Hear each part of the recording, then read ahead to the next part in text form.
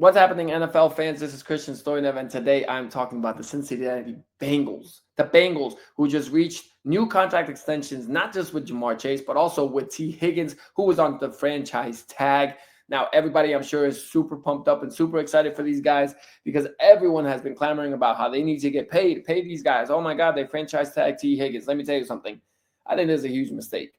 I think the Bengals are making a huge mistake in paying these guys wide receiver one money, essentially, both of them, while they have a quarterback that's not on a rookie deal anymore, which they're paying pretty much $50 million a year.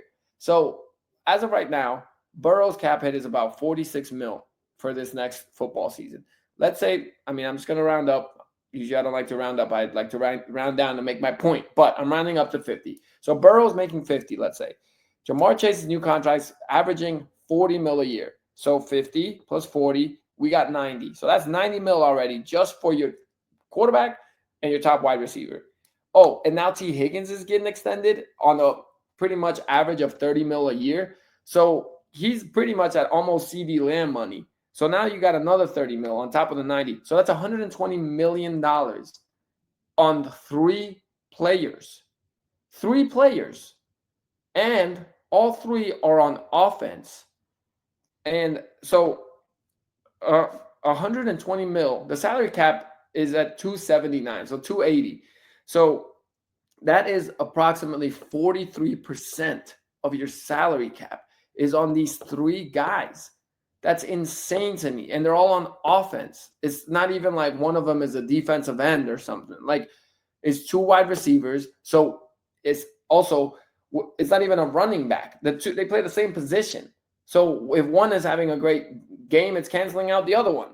So again, I get it because they're lethal and they're great and whatever, but you've had T. Higgins and you've had JaMarr Chase for the past 2 seasons with Joe Burrow. And the last 2 seasons, they didn't sniff a Super Bowl. But the year that they did get to the Super Bowl, these guys were on way cheaper contracts. JaMarr Chase was on a rookie deal, T. Higgins, and I think that might have been the first year of Burrow's extension. But they were able to build the team around the big contract. This is, in my opinion, not how team building works.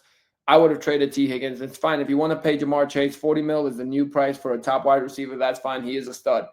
But now to also pay T. Higgins, his fellow wide receiver, is insane. You got to have a left tackle. You got to have a right tackle. Those guys don't come cheap. So those guys, even guards these days are making 20 mil a year. So you want a left tackle and a right tackle that can protect Joe Burrow. Let's say you're going to average 50 mil for those 2 guys. So now you went from 120 to 170, and now you have $110 million left for the rest of your roster. And that's just 5 guys on offense. You still got to fill out the other 6 guys on offense. It's insane. I just don't get it. Again, everyone wanted them to get paid. I get that because everyone tends to always hate on the richer party.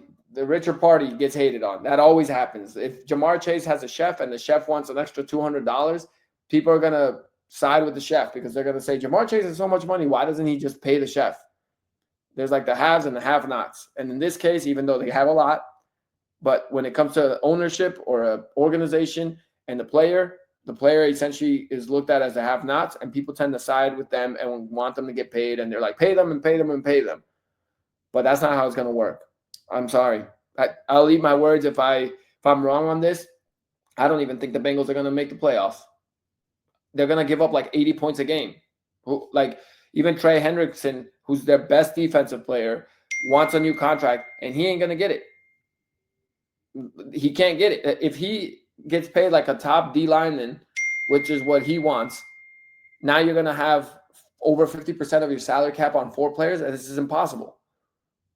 So at this point, they're going to let the best defensive player walk. Their defense wasn't great last year, and they're going to have to fill holes with draft picks. And I mean, they just got to, I guess, hope to hit home runs on defense now.